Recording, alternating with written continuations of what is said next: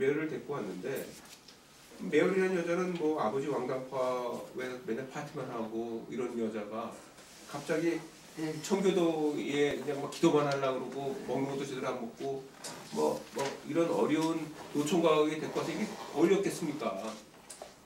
그래가지고 몇 달 후에 친정으로 잠깐 아버지 집 보러 올게요. 그럼 가가지고 돌아오질 않는 거예요.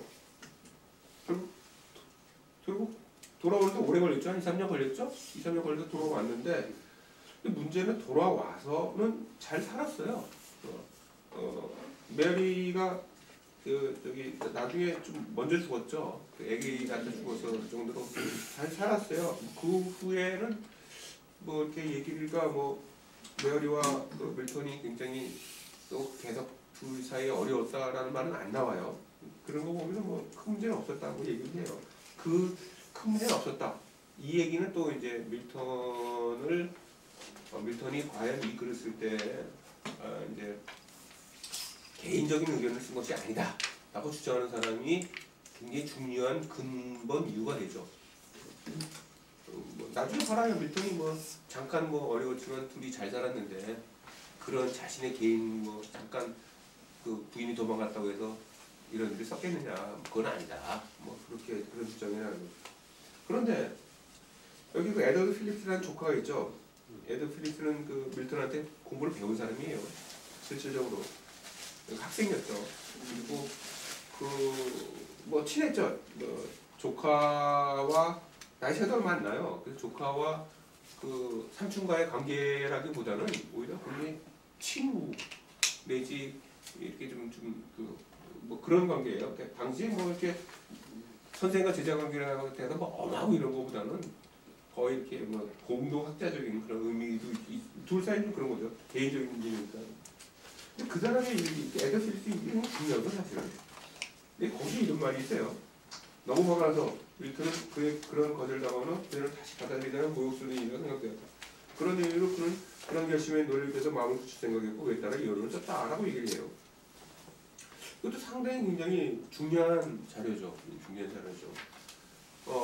아까 얘기했잖아요. 에드 필립스가 남긴 그 밀턴의 전기에 대한 얘기가 도움이 되는 게 많거든요.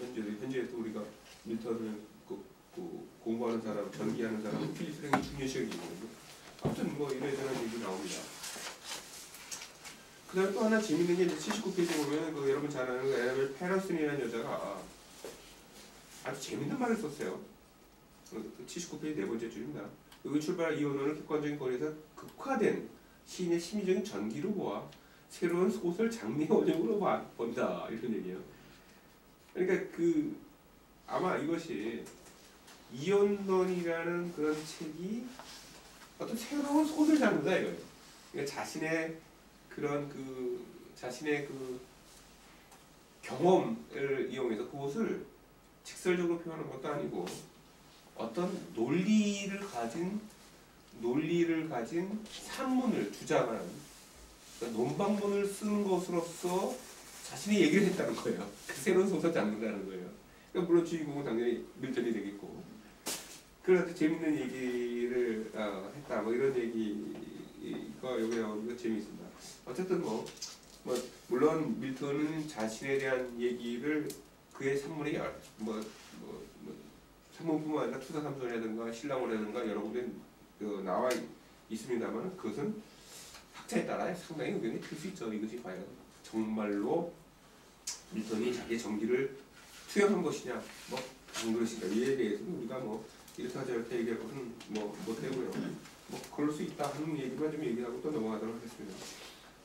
자, 그 다음에 또 이제 우리 오늘의 좀 시간도 많이 됐으니까 한번 중요한 부분을 하겠습니다. 81페이지 보십시오. 기독교인의 자유. 이 가슴이 좀 미치가 않는데. 그렇지. 내가 가슴이 좀 미치? 내가 가슴이 미치는 건데. 혹시 중도에 있는 거 없으세요? 내가 안 가져갔나?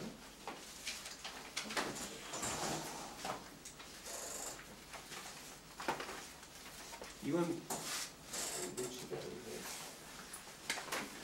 이거 봐. 그거 이거만 이거 이거 이거 이걸로 해야 되는데. 내가 공부한 거를 해야지. 편하지. 난 지저도 내가 주고 온 게 안 나와. 그래. 준비를 너무 많이 했어요. 이상하다. 근데 발표하시는 중간에 질문 못하나요? 아 하세요. 지금 하시다 보니까 되게 궁금한 점들이 많아서. 네, 아니, 허접한 질문이에요. 먼저 하시는 거예요. 예. 그 80페이지 잠깐 밑에 보면 맨 밑에 보면 맨 밑에 패러그래프가 밀턴의 결혼 생활에 그의 이혼에 영향을 미쳤다는 전제에 그들을 모든 내용을 편집할 필요는 없을 것이다. 김인성 선생은 반대 게다가 밀턴의 개인 생활과 그의 이혼에 아무 상관관계가 없다는 주장도 가능하다. 밀턴은 우리 사람 생각한 것보다 훨씬 더 극화에 능한 사람일 수 있고 자신의 생활을 일반화의 자리에 이용할 수 있는 드문 감성의 소유자일 수 있을 것이다.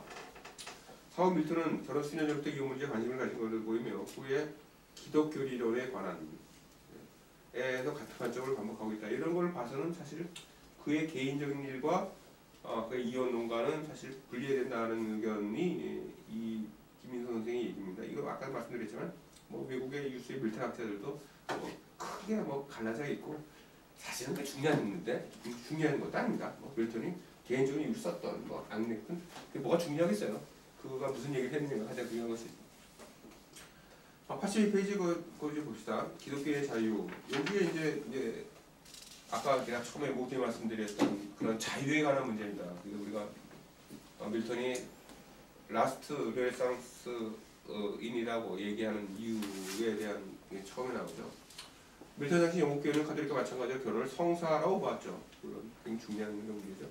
사실 영국 교회와 카톨릭과의 관계는 요즘 21세기인 요즘에 보면은 거의 종파가 나눠지기 힘든 그런 문제로 되어 있죠. 뭐 여러분 혹시 성공회에 가서 그 성공회 그 예배 예식을 보신 분이 알겠지만은 똑같아요. 카톨릭 형식과 아주 똑같고 그리고 현재 그 영국 성공회의 그 여성 성직자 문제 그리고 여성의 대주교 문제 때문에 사실상 영국 선교에서 반발하는 그런 영국 선교의 사제들이 카톨릭으로 들어가려고 오히려 나 이러려면 차라리 카톨릭 가겠다 그런 얘기도 많고 카톨릭에서는 발표를 했죠. 왜냐하면 카톨릭 받아들이겠다 이래버리면은 영국 교회와 카톨릭 관계가 완전히 단절돼 버리거든요. 네, 그래서 일단 카톨릭에서는 어떻게 얘기를 했냐면은 받아들이지 않겠다. 그냥 뭐 그렇다고 오는 걸 다 받을 수는 없다 이렇게 얘기한 상태고 사실 저도 개인적으로는 그 영국의 뭐 세인트 폴스 그 대성당 그래서 이런 데 가서 이렇게 예배를 본 적이 있는데 저는 뭐 이렇게 내가 성공의 신자가 아니지만 예배를 본 이유는 그 시간대에 보면 그 노래로 하는 5개 파트가 있잖아요. 다성음악으로 하는 뭐 글로리아라든가 인엑세스 데오 이렇게 하는 그 아주 멋있는 음악을 영국의 아주 유명 음악가들이 해요. 무료로 좋은 공연을 관람할 수 있는 그날도 내가 본 것도 이제 모차르트 음악가도 했는데 그래서 가서 이렇게 보면은 상당히 21세기 들어서는 더욱더 카톨릭과 그 영국의 국회 간의 관계가 이렇게 돈독하듯이 이 당시보다는 더 그렇죠.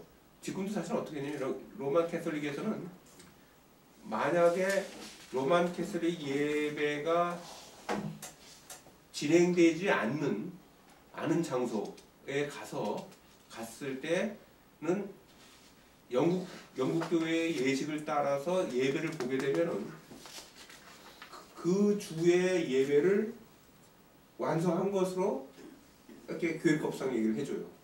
그럴 정도로의 두 종교의 관계는 현재는 밀접하는데 이때만 해도 아니죠. 이때만 해도 뭐 일단 정치적인 문제 때문에 로만 캐톨릭과 영국 교회는 거의 뭐 전쟁 일부 직전까지 갔었던 그런 시절이기 때문에 이때만 해도 아니에요. 밀턴으로 봐서는 더욱더 아니고 로만 캐톨릭의 공식적인 입장에서 보면 결혼은 그리스도와 교회의 관계 같아서 혼인성사를 통해서 은총의 신비를 얻게 되고 이성사를 맺어낸 끈을 인간의 끈으로 풀 수 없게 된다. 마태복음과 근본적으로 이혼을 금하며 수도생활이나 혼전계약 등 혼인의 무효를 결정한 경우는 재혼할 수 있다고 보는 이는 아주 극히 예외적인 예를 보였죠. 보통 북에서 이는 이혼은 상대방의 간통, 배우자의 유기로 제기될 수 있다 이런 얘기인데 이렇게 되면은 현재 의미는 별거에 해당되는 것으로 서로의 재혼을 허락한 것은 아니었죠. 그러니까 별거에 정도 했다고 해서 재혼을 허락한 것이 아니라 한쪽이 완전히 이렇게 버린 유기한 상태예요. 이때의 유기는 당연히 남자가 여자를 버리는 경우를 얘기합니다. 여자가 남자를 버린 경우에는 아마 당시 있었으면 아마 심리 크게 될 일이 있었으니까 당시엔 남자들이 흔히들 많이 그랬다고 그래요. 이렇게 돈 때문에 아니면은 뭐 스캔들이죠. 사랑 때문에 젊은 여자를 얻어서 이렇게 여자를 이렇게 버리는 경우가 많이 있었다 그러는데 아무튼 뭐 여러 가지 그런 경우가 아니면은 혹시 오히려 또 그래서 여자를 많이 버리는 것 때문에 밀턴이 나중에 보면 알겠지만은 밀턴이 오히려 합법적인 이혼이 필요하다.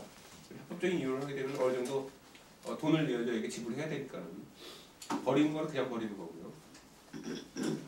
82페이지 보시면은 이제 철저한 신교도로서의 밀턴은 자신의 양심과 신학의 배치에 이러한 결혼관을 분석하려 한다.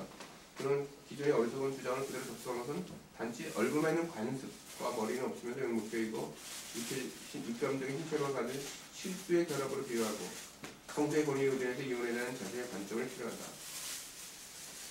그러니까 결혼을 종교적 형태로 가져가는 기본적인 입장인 밀턴은 아무런 이성도 갖추지 못한 일이라고 이거 굉장히 중요한 얘기거든요.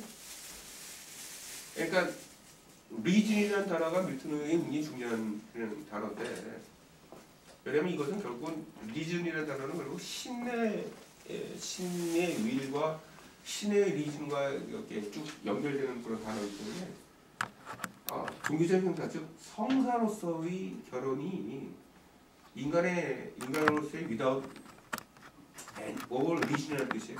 그러니까 성사에 대한 기본적인 결혼, 성사 이런 것에 대한 폄하를 지금 하고 있는 것이다. 밀턴의 입장으로서 밀턴의 입장을 받아보니 자, 그 다음 패러그래프 넘어가겠습니다. 성서는 남자의 결혼을 교회와 그리스도의 결합을 비례하면 그 신을 강조해야죠. 좀 당연한 얘기죠. 폴의 많은 그런 얘기에도 보면은 뭐 결혼 남과 여를 교회와 그리스도의 결합을 하는 것이 여러 차례 나오고 있죠. 우리 성서에도 보면은.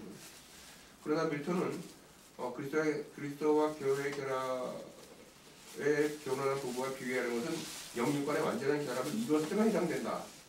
아까 얘기했듯이 육체만의 결혼이 문제가 아니라는 것이 항상 밀턴이 얘기하는 거예요. 정신적 결합이 더 중요하다는 얘기죠. 단지 함께 잠자리 한다는 것만으로 부부의 은총과 신비를 끝이 없다고 보았습니다.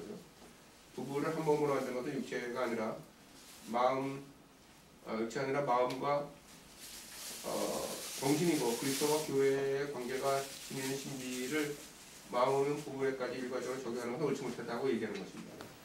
이게 굉장히 중요한 얘기가 여기에 많이 들어가는 것이죠. 그 다음에 결혼의 진짜한 의미는 부부의 일체감을 이루는 결합 원인이 있을 때만 보장되는 것이고 밀턴이 말한 가장 중요한 결합 원인은 바로 정신과 기침이 맞아야 된다. Faithfulness to mind and disposition입니다. 뭐 같은 얘기가 반복되어 있고 그 다음 83페이지를 보시면은 이제 코드된 게 있죠. 그거 한번 읽어보겠습니다. 신께서 처음 결혼을 명하실 때 고독한 사함에 사함에 빠지지 않도록 남자를 유하고 생리 줄 때 남성과 여성이 적절하고 유쾌한 대화를 나누는 것이다. 결혼의 목적을 분명히 의미하는 말씀하시는 것이지 자녀의 생산을 목적으로 말씀하시지 않았는데 이는 출산이 결혼에 지극히 필요한 것이긴 하나 품에 있어서 단지 2등급에 되지 않는다. 그러니까 출산이 중요한 것이 아니라 남녀 간의 정신적 결합이 일본이다. 그 다음에 육체적인 동반이 아니라 정신적 교제가 결혼의 핵심. 이게 가장 중요한 얘기입니다. 그래서 그 다음 코트 다음에 나오는 말입니다. 밀턴이 보기에는 인간의 고독과 외로움을 없애주려고 영혼과 정신의 동반자인 적절한 원조자 및 헬프를 구하는 것이 결혼의 원래 목적이다. 이게 굉장히 중요한 그런 얘기입니다. 자, 그 다음으로 좀 넘어가겠습니다. 14페이지로 넘어가겠습니다. 결혼의 진정한 목적은 성적 결합이나 성적 결합이나 자녀 출산이 아니다. 그렇게 생각한다면 그리스도의 어머니 마리아와 요셉과 많은 성인들 간의 진정한 혼인이 없게 된다. 결혼에 충실하고 적절하고 주요한 목적은 최고의 선의와 애정으로 서로가 서로에게 신성하며 인간적인 모든 의미를 나눈 것이다. 근데 재밌는 것은 나중에 밀턴은 성적 결합도 굉장히 중요하다고 얘기를 해요. 성적 결합에 있어서의 쾌락도 결혼에 굉장히 중요한 의미라고 얘기를 해요. 그것이 아까 얘기했던 밀턴의 이론론적인 출발점이라고 우리가 보면 되는 것이죠. 밀턴 스스로 다른 신학자의 영향을 받았다고 밝히고 있듯이 부처 이외의 칼빈이나 베자 등 개신교의 신학자 중에서 출생이나 적절한 교제가 결혼의 근본을 역사한 경우가 많습니다. 그러나 이들의 구교의 결혼하는 정면을 부정하기보다 보호하는 것을 만족했다면 밀턴은 그러니까 칼빈이나 베자 등은 국의 결혼관을 좀 보완해야 되는 거 아니냐 이 정도인데 밀턴은 가능 이외에는 혼인 불가라는 기존 입장이 오히려 결혼에는 모독이다. 즉 이혼이라는 것이 꼭 육체적인 그런 이탈, 그러니까 가능을 했다든가 버렸다든가 이것이 이혼의 이유가 아니고 쉽게 얘기해서 마음이 안 맞으면 이혼해야 되는 거 아니냐는 것이죠. 서로 마음이 맞지 않는다는 이유야말로 이혼의 가장 중요한 사유가 되는 것이 밀턴의 주장입니다. 85페이지에 나오는 그 코트를 한번 읽어보겠습니다. 첫째로 결혼의 실쟁의 원인은 남성과 여성이다. 창조주이신 하나님과 남녀의 동의로. 근데 김희수 선생님이 카톨릭 신자가 계속 하나님이라고 번역을 했네. 어쨌든 우리 얘기 중요한 건 아니죠. 하나님과 남녀의 동의로 이 관계의 내적인 형태와 영혼은 바로 결혼의 최종 원인, 즉 종교적 대화, 시민으로서의 대화, 또한 가정적인 대화 속에서 도와주고 교제하는 일이 서로 잘 맞는다 해서 생기는 부부간의 애정인데 자연스러운 욕구와 자석의 번식을 충족하는 것은 이것이 하위 목적이다. 뭐 같은 얘기죠. 그러므로 밀턴의 의견으로서는 상대방에게 위로와 사랑을 구하지 못하는 상황에서 이혼을 청하는 사람을 비난해야 한다는 것. 오히려 그는 적절한 의사소통자를 만나려는 강렬한 정신적 욕구 속에서 결혼의 유대감을 회복하려는 사람이야말로 이 사람에도 결혼의 원래 본質과 신비를 이해하는 진정한 기독교인이다. 아까 얘기한 자유스러운 이유입니다. 리진적인 이유는 거죠. 그러니까 리진을 올바로 가진 사람에게는 자연스러운 프리덤이 따라와야 된다는 얘기예요. 이것이 사실 또 약간 여담입니다는 우리 그 이종훈 선생님이 아주 중요하게 많이 말씀하신 그런 그 계급적인 요소도 많이 들어갑니다. 그렇다면 리진적이지 못한 사람은 어떻게 되느냐? 그 사람은 프리덤을 가질 자격도 없고, 그래서 사실은 밀턴이 여러 분야에서 여러 군데에서 그러면 과연 리진을 누가 가졌냐를 얘기가 좀 약간 틀려요. 누구나 다 리진을 가졌느냐, 누구나 다 프리덤을 가져야 되느냐, 반드시 그렇지는 않다는 또한 약간의 컨트레딕트라는 것이 그의 삶에 좀 나타나 있는 것도 사실입니다. 맞죠, 이종원님? 자, 한번 그 다음 패러그램 넘어가겠습니다. 원치 않는 사람과 계속 살아야 하도록 명하는 제도는 결혼 당사자의 생명을 단축시키는 살인적인 제도다. 아, 굉장하죠? 이것을 스트레스 받아 죽은 사람 많다 이런 얘기예요. 저도 몇 명 봤습니다. 그래서 내가 요새 머리도 빠지고 자꾸 그냥 요즘 뭐 이혼을 신경 생각하는 건 아니지? 아니 나는 좀 쫓겨날 거 걱정하는 사람이야. 생녀다가 그건 차드릴까요? 나는 이 이혼을 우리 집 사람한테 절대로 보여줘서는 안 된다고요. 이혼론만 나오면은 헨리 판스 얘기가 나오는데 그쪽으로 얘기하는 거는 좀 헨리 판스가 그 캐톨릭에서 떨어져 나온 거는 오히려 그 정치력이 월등하게 그 당시에 내가 뭐 그 캐톨릭 저기 로마의 왕의 명령을 내가 따를 필요가 있느냐 자기의 그 과신이랄까 실제로 유능한 굉장히 그때 당시에는 유능한 사람이었었고 네, 우리가 어떻게 에저스테더가 정말 세상을 알았지만은 그 얘기 속에 이쁘다는 게 첫 번째 나오죠. 이쁘다는 게 첫 번째 나오지 그 사람이 뭐 저기 연애를 많이 해서 뭐 추잡하다든가 뭐 이상하다 그런 얘기는 안 하잖아요. 그 사람은 존경받았어요. 네, 결혼을 많이 했다는 것도 어쩐지 그 사람은 이쁘니까 한 10번이라도 할만하다 이렇게. 돈도 많거든요. 그 사람은 그때는 밤새도 자꾸 우리나라에서는 저기 결혼 몇 번 한 거 이혼하는 걸로 갖다 그러기 위해서 로마 캐톨릭한테 떨어져 나왔다 이런 걸로 자꾸 갖다가 보시는데 그보다 더 정치적인 면에서 좀 볼 필요가 있어요. 당시에. 당연하죠.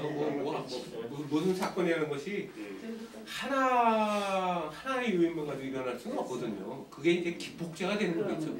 그렇지 않아도 헨리 8세로서는 여러 가지 당시에 그 주교들 간의 갈등 때문에 돈 문제가 많이 얽히잖아요. 그래서 이제 그렇지 않아도 헨리 8세가 돈이 많이 필요한데 어떻게 하면 로마 캐톨릭에 돈을 좀 뺐었으면 좋겠다고 생각을 많이 가졌으면 돈을 안 내놓거든. 뭐 이렇게 각 켄트나 뭐 켄터베리나 그 주교들이 돈을 주고 안 내놓으니까는 저것들 다 뺏고 싶은데 그걸 못 하고 있으니까 돈이 얼마나 필요했어 헨리 8세가 제 아버지 걸 이어서 계속 하려고 그러면.